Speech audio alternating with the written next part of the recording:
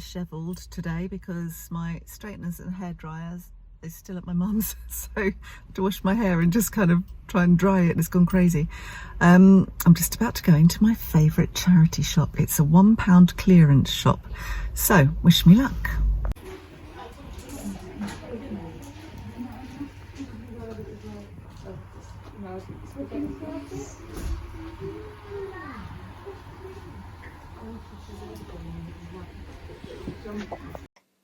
Hi, welcome back to my channel. I am Shoestring Jane, and here I talk about all things thrifty, frugal and money saving.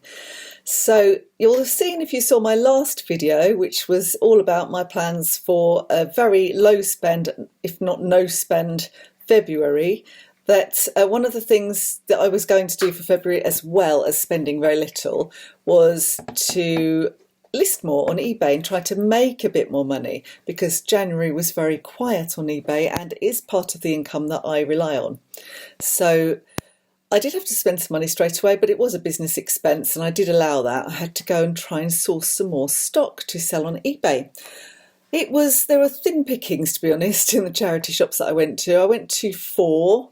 One of them, one of the best ones that I go to, was closed, so I was a bit gutted straight away, so that was a waste of a journey.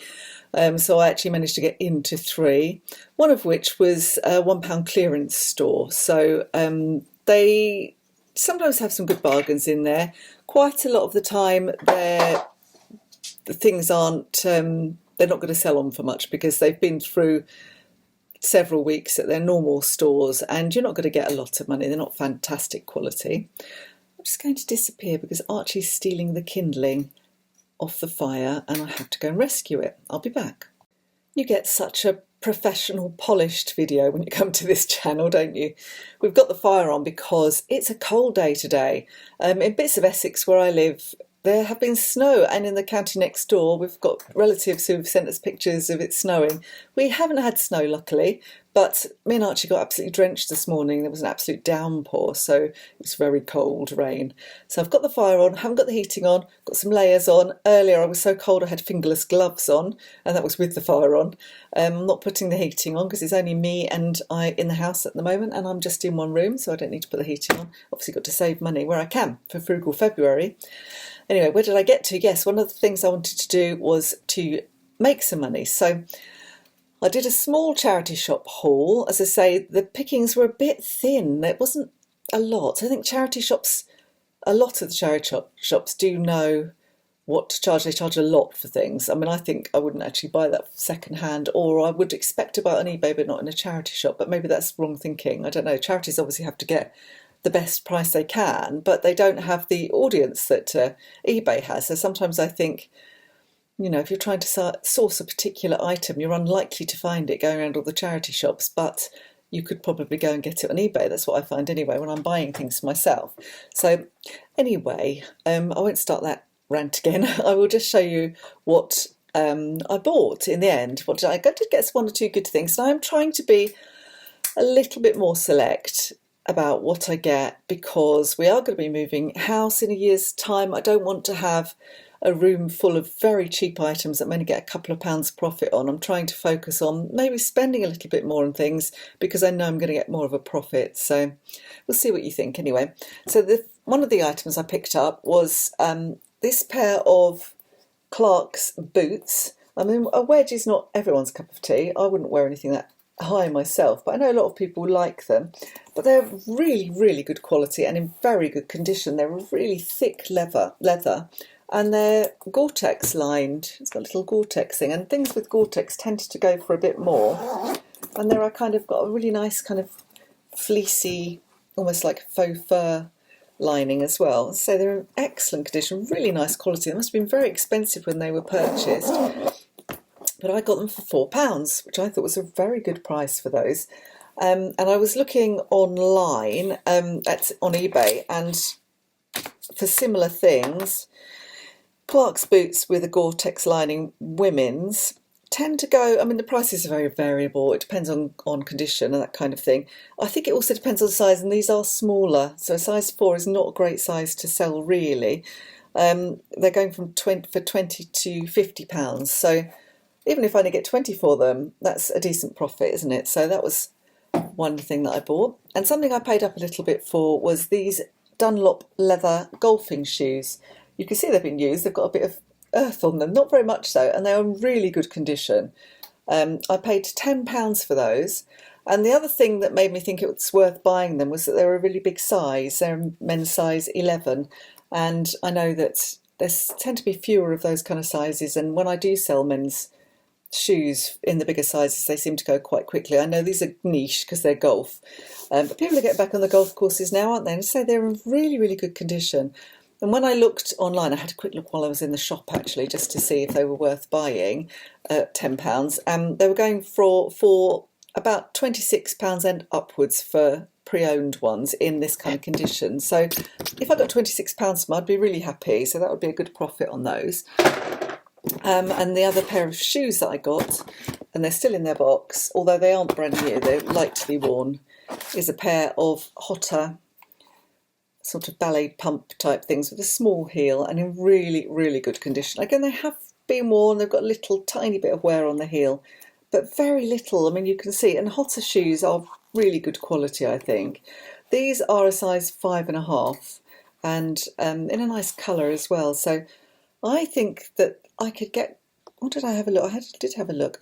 You don't get masses for these, but I can get a good 20 quid on those, I reckon. I paid £6 for those in a box. So again, it's a worthwhile sort of profit. And one thing I've seen other YouTubers who sell on eBay buying mugs. Carla Jenkins, I love her. If you haven't seen her channel, go and watch it. She's absolutely brilliant. She's very entertaining as a person, but she buys stuff and she buys a lot of mugs. And I thought, oh, let's give mugs a go. This one was 50p. And it's from Disneyland Resort Paris. And I thought, I really have no clue. I just thought I'd give it a try and let's see. It's in very good condition. I know these cost a lot of money new, ridiculous amounts to buy this stuff that if you're actually at the parks. And I had a look and really they were varying from, this is not, I don't think, particularly rare and it's quite modern, from about £5 to £10. So it probably isn't massively worth it. It might be better to buy a group of them and sell them if you can get them for 50p and maybe a group of 4 and you can sell them for 20 quid or something. But this one, I think I'll be lucky to get a fiver on it. So, but it's an experiment. It's worth a go, isn't it?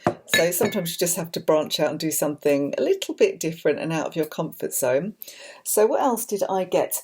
Early on when I went to the £1 charity shop and I thought I'm not going to find anything at all at this rate, I did pick up this.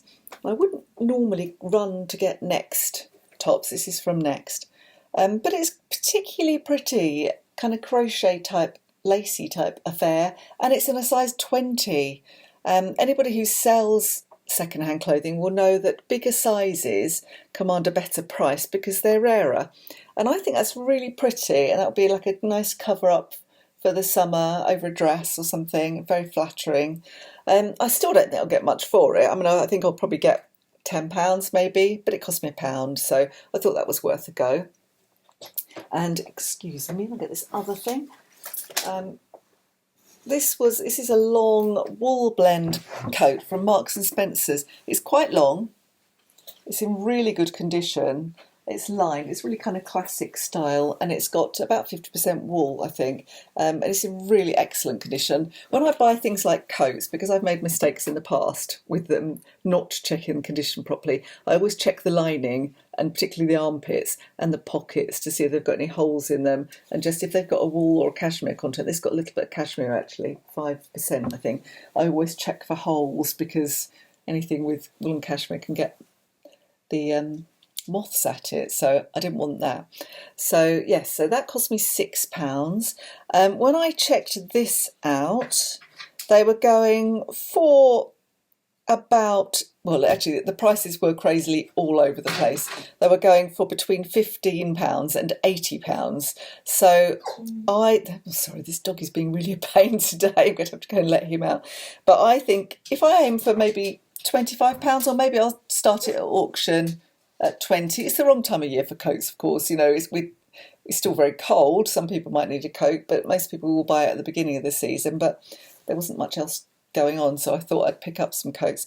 But yeah, I mean, I reckon if I got £25 for it, having paid £6, that would be a worthwhile purchase. My final two purchases were also coats. This one came from the £1 charity shop. They were asking £5 for it originally, and I don't know if you can see that. No, it's a bit too much of a glare on it, isn't it? But I got it for £1. It needs a bit of defluffing. It's got a bit of animal hair on it, I think. It's a vintage Debenhams pure new wool coat made in the UK. That's why I know it's vintage. And again, it's in really good condition for a vintage coat, and you don't get quality coats like that anymore. You imagine how much it would cost you to buy a pure new wool coat now. You don't hardly get them. Even good quality coats will always have an element of something man-made in them, won't they? So it's a lovely colour as well. It's kind of a classic style. I think for £1, that was well worth it. And I thought maybe I'd get, 15, £20 maybe on it. When I had a look online, some people were starting their auctions at about 20 for this type of coat, and others were asking a lot more. So again, if I got £20 for that, I'd be really chuffed because I spent £1, and that's a good profit, isn't it? And this one was one of the first things that I bought because I was getting in a panic that I wasn't going to find anything. And again, it's not something that's going to make a massive profit. It's an H&M faux fur jacket with a hood in really, really good condition. That's the only reason I bought it, and it cost me £4. I knew it wasn't going to be something that would make a massive profit, but I thought it might make a slight one because it's in such nice condition. So I paid £4. I had a look because it's in good condition and with a hood. If I got £15 for it, I'd be happy. It may only get about 10 or 12 though. Well, we'll see. We'll see. It's worth a go. I'll try and make that look nice. Some people like that kind of thing, don't they? Faux fur. Sort of faux luxury. So that was all of the things that I bought to sell. And here I have to admit to a no spend month fail on day 4, because it was the 4th of February when I went into the on my charity shop haul. I went into the clearance store that's normally £1, but they have a section that's for furniture. And the first thing I saw, it just jumped out at me because it was in such lovely condition, was a 3-seater sofa. It's cream, it's in really, really good condition, and it had clearly been professionally cleaned by them. It looked like it had been freshly cleaned. And it was £60.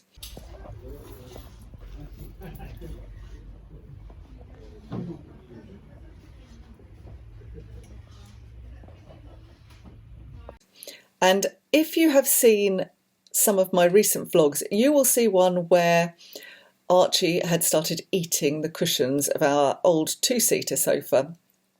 I don't know how he'd done that. I think it's come apart slightly at the back, and he's spotted the foam and he started to pull it apart. So it was already on our list of things that we really needed to replace, because the one we've got is dirty, it's tatty, it's not even very, very comfortable. I don't mind tatty if it's really super comfortable. So that's on our list of things to look out for, and I just thought I can't pass this up at £60. They are going to charge me £20 postage delivery.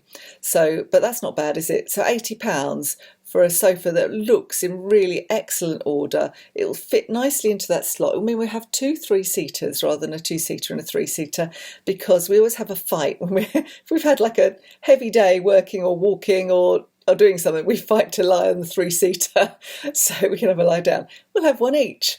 Or we're fighting with the dog, so it gives us a bit more space. My plan is not to let the dog on this sofa, but I know I'm completely ridiculously soft with this dog, so we'll see how long that lasts. But that is the plan for now. So that was a frugal February fail, but I don't really consider it to be a massive fail, because that was something that we really needed and is on our list of things to buy. So you do really have to, when you buy a lot of secondhand, you do have to buy things as and when you see them, if you really need them. I mean, if it was something that I just fancied, then that would have been a fail, I think. But it was something that we needed, so it was not bad. It wasn't the best of hauls, but it wasn't the worst of hauls. I personally cannot wait for the car boot sale season to start with a vengeance in this area. I did have one of my lovely viewers tell me that there is one where I live that has been running all through the winter. It's on a hard standing place. I didn't know it was there actually, but I kind of have thought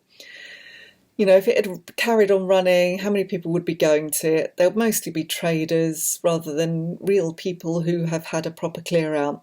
Traders have already kind of upped the prices on things, really. So from my point of view, the kind of things that I want to buy, I'm probably not going to get from them, with any kind of margin for profit. So I haven't rushed to that.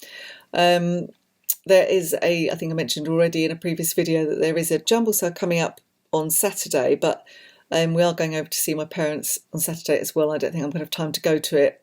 I think I would if I thought it was going to be absolutely fabulous, but because it tends to be stock from charity shops, again, it may not be the best. So do I really want to fill my office full of yet more kind of quite cheap stuff that I'm not going to get more than sort of £3 or £4 profit on? It's a bit of a waste of time, really. So I'm not too worried about going to that. I will just keep looking and being very selective in what I buy from the charity shops. And as soon as the boot sale season starts, I'm going to try and really stock up on decent things and maybe really whittle down. I've already started the process, actually, whittle down some of the stuff that I'm thinking, well, it's sat around for a bit in my office. It's been listed quite a long time and it's not doing anything, so I'm redonating that back to the charity shop or giving it away on free cycle. I'll just decide as I go along. It's a bit of a big job, actually, but it's something I can just do as and when. So anyway, that is my little charity shop haul to sell on eBay. That's a way of me making some extra income. I know some people, I've mentioned this before in other videos, they don't like the idea that you are buying from charity shops and selling on. There's a kind of idea that you're in some way robbing the charity shops, but you're not. I really don't agree with that, because the charity shops do generally know the worth of items. They pull out the better stuff. I mean, the one I went to, the clearance shop, they have a whole shop on eBay themselves. So they pull out the better items, they sell it at a really good profit. But they have a lot of shops. They told me actually yesterday they have 18 shops, which I'm amazed at, because I thought it was just local to us. But it must just be Essex based. But they make a really good amount of money for the hospice, so it's great. And they do not mind selling to resellers. They know that I do that, and they don't mind selling it because it keeps their stock turning over. It helps them hit their sales targets, and they're more than happy to do that, for that to happen. So that's my justification. Plus, I took redundancy aged 57. I would struggle to get another job that paid me any worthwhile amount that I could do, bearing in mind that I have fibromyalgia and increasingly a bit of arthritis. I would struggle with doing set shifts now. I just get really tired sometimes, and to be able to do work myself when I can, when I'm feeling good, for me is really important. So, I could give up, throw up my hands and go on benefits, but I would never do that. I don't want to do that. I prefer to work and do my own things. So that's another justification for me for being a reseller, should I need one. A lot of people out there would say you don't need a justification. But if you think about it, it's only what antique dealers have been doing forever, isn't it? They buy things as cheaply as they can. They get them from house clearances and that kind of place. They sell them in their very smart antique centres at a big profit. And that's actually an area I would like to go more into, because my mum and dad both, they did it. They had a little unit in a couple of antique centres. They had units. They used to go to boot sales, find little gems, collectibles and that kind of thing, and sell them on. And I have found that those kind of things have been what's kept me going, really, throughout December and January, when it's been a bit quiet. I sold all of the horse brasses. I think I've sold another one this morning. Have I sold all of them? I might have one lot left. But I've sold a lot of them. The horse brasses that I listed a few weeks ago, you may have seen that in one of my other videos. I was putting off doing anything with those for ages, because I thought, no one's going to want these and I'll have to list them individually. And then when I decided to group them and stick them on auction, they went. And so it may be that there are dealers or antiques dealers buying those because there's still a profit in it for them. So, but those are the kind of things I think maybe I need to increasingly look at, rather than the second-hand clothing market. We'll see. It's interesting, isn't it? Because it gives an added level of interest, really, because you have to research things. It might mean that I make a few mistakes and buy things that are really not worth much, like the mug. But it might be that I come across some gems and that it's very interesting to research them and find out about them. So that's something that I'm going to be looking at doing more and more, I think. Anyway, that's enough chat, I think, for today. Have a great Sunday. Let me know in the comments maybe if you resell online or if you resell at a market or if you sell antiques, if you have a shop. Whether you have any resellers that you enjoy. I mean, I'm no expert by any means. I really am not an expert.